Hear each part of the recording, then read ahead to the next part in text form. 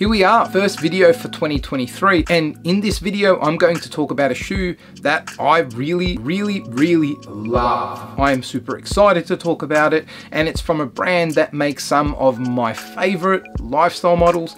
It is a New Balance shoe, the New Balance 9060, and to know why I love it, you'll just have to watch the video.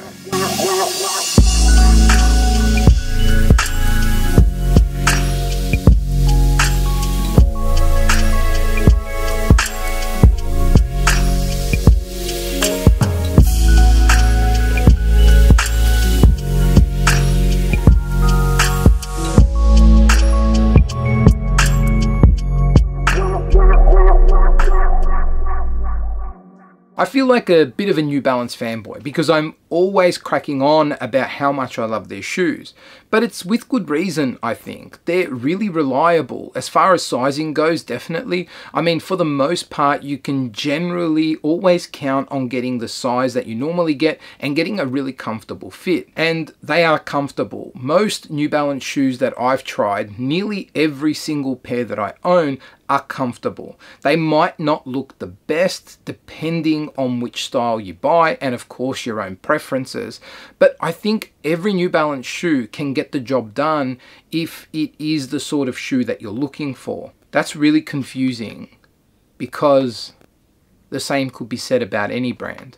But let's get back to the 9060. The 9060 is a great shoe because it does something I don't think many other, in fact, I don't think there really has been a shoe that has done this as part of its more consumer-friendly priced range. As part of New Balance's range, they generally have a couple of different price points. Well, a few really. They've got their entry-level stuff, then they've got their range that is a more premium offering, I guess, and then at the really top end, they've got their made-in range, which is made up of made in USA and made in UK models. Those models are made in those respective countries and offer a better level of craftsmanship. They really are based on running shoes from the 80s and 90s and that sort of era, but they're made with a really nice material mix, are really comfortable on feet, and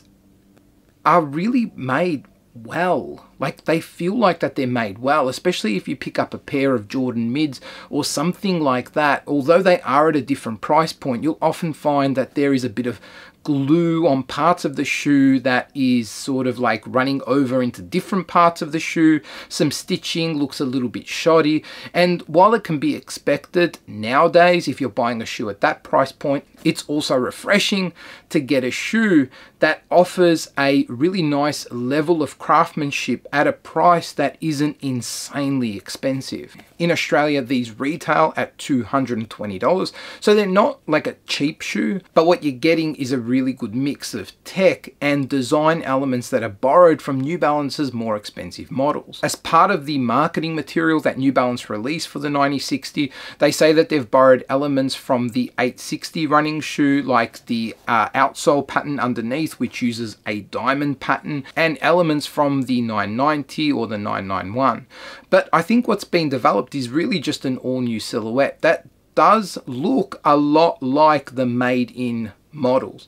What I mean by that is that it does feel like it has that more tapered look that we tend to see in those made-in models. It may be odd for me to say that, like a more tapered look, because it doesn't make a lot of sense, but what I find with those made-in models is that they really slim out at the front and have a more bulky back. It's not uncommon in a lot of shoe designs, but it is something that I think is consistent in those made-in models. And the overall silhouette of the 9060 is fairly reminiscent of like a 991. If I was to compare the 9060 to another shoe that isn't a New Balance shoe, I would compare it to something like the Balenciaga Triple S sneaker. That's probably one of the only luxury brands that I really sort of dig as far as design goes. I'm not huge on those luxury brands, but I do really love the Triple S, and I do have a pair that a very special someone got me as a birthday present. It is a really great shoe. It feels nice on feet. It's very heavy, but but it's super expensive. And you're getting a lot of what the Balenciaga Triple S offers in a package that costs like an eighth of the price. The Triple S model in Australia can go for up to about $1,600 or so. There's a couple of different models depending on the material mix and design elements that you want in the shoe, but it's a shoe that you also kind of feel guilty walking around in. That's not to say I haven't used it, I have, but I find myself using it sparingly only because of how much it costs. The 9060 offers a lot of what something like a Balenciaga Triple S will offer as far as aesthetics go, but comes in at a price point that doesn't make you feel guilty for wearing them. And with the cash that you've saved, you're able to get another colorway to match different outfit choices. Material mix on the 9060 is really nice. It's exactly what I love in a lifestyle model. There's a combination of mesh and pigskin suede. Why I think those two particular materials work really well together is because the mesh offers breathability and flexibility, and the suede material offers that level of kind of like premiumness, like, you know, like a more expensive type of feel. Anyway, the mesh for me is in all the right places, but if I had to kind of describe the material mix between the mesh and the suede, I would say it's kind of like a 60-40 mix in favor of the suede. So it definitely feels like that there's more suede here than there is mesh, but the mesh is here in all the right spots, like around the toe box and around the heel. The outsole is really nothing to write home about as far as the material that it's made of. I generally don't talk too much about the outsole unless it is a running shoe, because then grip and things like that make a bigger impact on whether or not I think it's a shoe worth buying. But what I do like about the 9060 is the design, and it is a design cue that has come from the 860 running shoe, which is kind of like a mid-level running shoe that is geared at stability runners or runners that are looking for a shoe that offers more support. What is nice about it is this diamond pattern that they've got, and the color blocking that New Balance have chose for the outsole pattern in this particular colorway looks really nice as well. There are almost these dark gray pods and these light gray diamonds in the center of those pods. It just looks really nice. The cushioning setup in the 960 is taken care of by Absorb and SBS cushioning systems or cushioning technologies. Absorb isn't new, but SBS is something that I haven't seen before. What Absorb does and what SBS effectively is an extension of is basically a cushioning system that absorbs shock. So typically there is a piece of EVA foam in a lot of shoes, especially at the lower end of the market. You will generally find that shoes are made with just a wedge of EVA to provide some cushioning underfoot. Absorb kind of takes that a step up and gives you the comfort of what an EVA foam offers, but includes some shock absorption properties to make sure that the foam itself isn't just collapsing on impact, and there is a little bit of stability to the foam underfoot. There's a lot of really nice details in the 9060 as well that can go underappreciated, but in my opinion look great. One of those is this heel clip around the back of the shoe.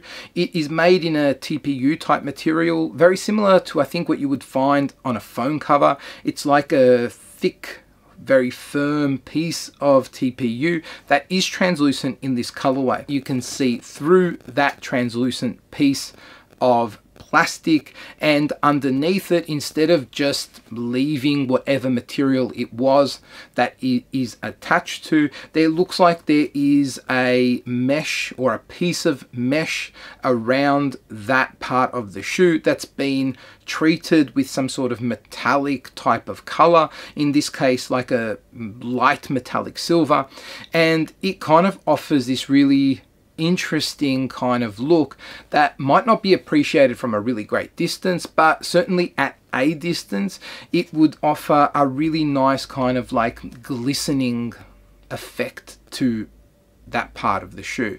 I also really like how the midsole is shaped, and from what you can see when you're walking around, like I said underfoot, that it appears to be pods underneath the foot for parts of the outsole. That kind of philosophy, I guess, extends up to the top, and you can see that there are these pods around the shoe that have a really cool look to them that almost look like a modern performance running shoe, while not compromising the fact that these are still very much a hardcore lifestyle model. There's a mix of different sorts of materials used for the branding. On one side of the 9060, there is a leather panel that has the N logo stitched on, and on the other side there is kind of like a blended in piece of suede with some additional kind of like detail around there just to kind of make the N logo visible. The N logo on the toe box and on the heel has been stitched on, and just something that is small but really makes you feel like you are wearing a better quality type of shoe instead of just like a printed logo. The New Balance 9060 logo on the tongue as well isn't really just an afterthought. It looks like New Balance have given it some thought. There is like a triangular type of shape there that New Balance say is inspired from the lace jewel in the 991. Now, this is a shoe that fits true to size. I'm pretty sure. And the reason why I say I'm pretty sure is because I got these a size down in a US 12. For some reason, I bought these off the New Balance website and they only had the 9060 available in these up to a size 12. I really wanted them, so I bought them anyway on the off chance that they were a slightly larger fit. And when I got them and I kind of unlaced them a little bit just to loosen them up around that part of the shoe, just to give me a little bit more room to get my foot in, I found that they were comfortable enough. I definitely think that a size that is true would be best though, but I think, you know, at a pinch, if you do have the option to try on a size down, if you're true to size isn't available, you should, because it might be okay. I really love this shoe because I think it offers a design that really fits in with what is fashionable these days. And even if it wasn't fashionable, I still think it is a shoe that looks great. And at a $220 retail price, it's a shoe that is really reasonably priced. And it is still, in my opinion, a shoe that can go toe-to-toe with the Triple S sneaker. Yep, it might not hold the same sort of, you know, wow factor as the Balenciaga Triple S, but it is a solid option for those of you who really do like the silhouette. Anyway, I'm really interested to know what you guys think. Let me know in the comments below,